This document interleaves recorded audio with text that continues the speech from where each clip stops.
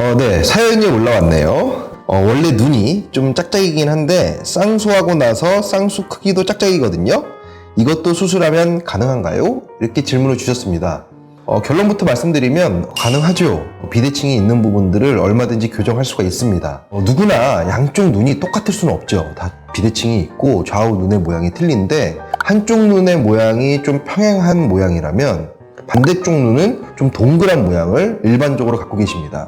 질문 주신 것처럼 쌍꺼풀 수술 후에 비대칭이 더 심해진 것 같다라든지 약간의 그런 오류가 있다라면 다시 재수술을 통해서 얼마든지 교정할 수 있겠습니다.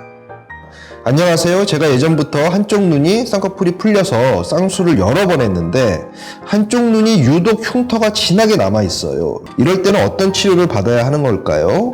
이렇게 보내주셨는데 구분해야 되는 점이 있는데 절개 수술의 방법으로 수술을 하셨다면 흉터가 좀 남을 수는 있죠. 이제 그런 것들은 다 우리가 받아들이고 수술을 하는 건데 예를 들어서 흉터가 좀 폭이 넓어.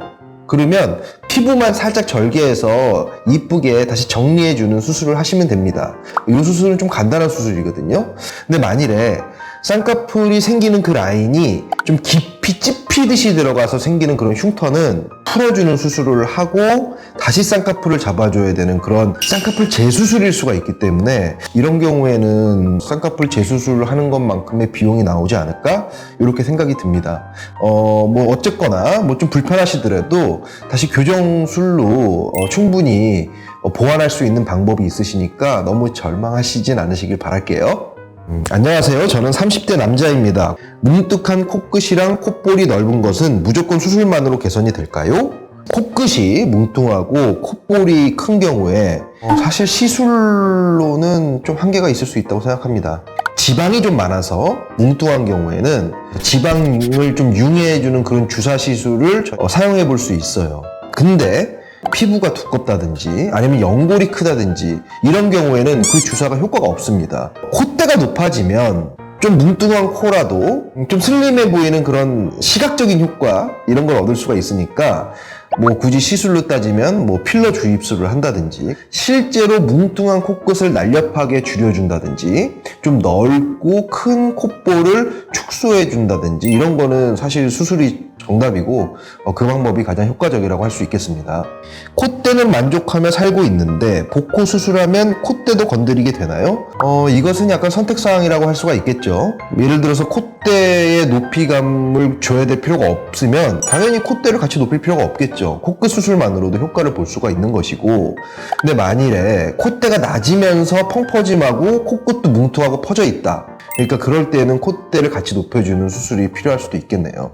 복코는 코 성형 중에 가장 어렵다고들 하는데 그만큼 비용도 비싼가요? 복코 수술이 사실 손이 좀 많이 가는 수술이에요. 왜냐하면 피부가 두껍다, 아니면 피부의 양이 많다, 아니면 연골이 크다.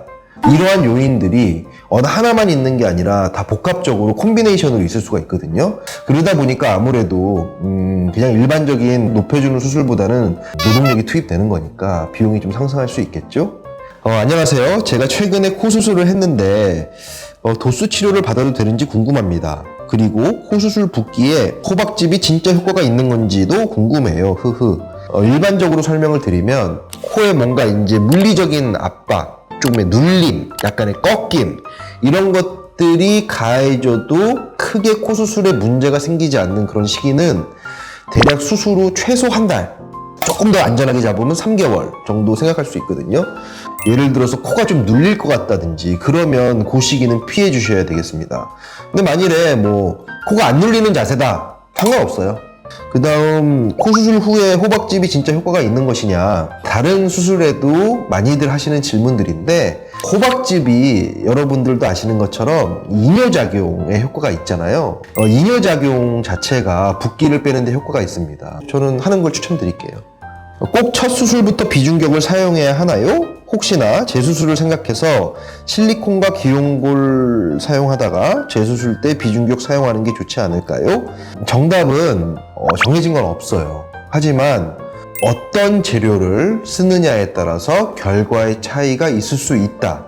비중격을 사용하면 지지대가 튼튼하게 만들어줄 수 있기 때문에 코끝을 좀 많이 높여주고 좀 화려한 스타일로 뽑는다든지 이러한 모양적인 면에서의 장점도 분명히 존재하기 때문에 만약 비중격을 사용하지 않고 처음에 귀염골만 사용하고 싶다 그러면 비중격이라는 재료가 줄 수 있는 그런 장점들은 살짝 포기해야 되겠죠. 하지만 귀염골만 사용하고 싶다고 하면서 꼭 비중격 사용해야 나오는 모양을 원하신다면 당신은 욕심쟁이 후후후.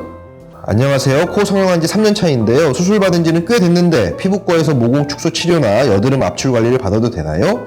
되십니다. 대신 그 피부 관리를 해주시는 관리사분이라든지 아니면은 피부과 의사 선생님께 본인의 정보를 미리 드리는 것이 중요하겠죠. 그런 정보를 받지 못한 상태에서 또 나름 그분들이 열심히 해주신다고 막 좀 세게 막 누르고 열심히 여드름 짜주고 하다가 혹시 코에 뭐 너무 심한 압박이 간다든지 그럴 수도 있잖아요. 모공 축소 치료 같은 경우에 대부분 레이저 치료를 받으실 건데 레이저 치료 받으시는 거는 전혀 문제가 없다고 생각합니다. 단 꼭 시술하시는 분, 선생님이나 관리사분께 정보를 꼭 드리는 것이 중요하겠다. 제가 코끝이 뚱뚱해서 코끝만 수술을 할까 하는데요.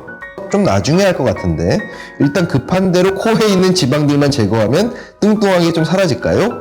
부피는 줄어들겠죠. 하지만 뭐 부피만 준다고 그 모양이 이쁠까 이렇게 저는 좀 우려가 되는 그런 지금 마음이 있고요. 그래서 모양을 좀 내면서 줄이시는 게 낫지 않을까. 그냥 무작정 지방만 이렇게 제거해서 좀 작아지는데 모양이 별로면 소용없잖아요.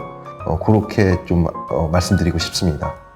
저희 유튜브 채널에 성형 상담소라는 그런 코너를 마련했습니다. 여러분들의 많은 호응 부탁드릴게요.